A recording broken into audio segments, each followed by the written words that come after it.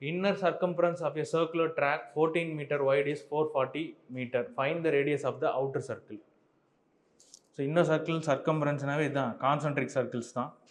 இதுதான் circular track. இந்த ட்ராக்கோட பாத் இதுதான். அவங்க என்ன சொல்கிறாங்கன்னா இந்த inner circumference of a circular track 14 centimetre wide.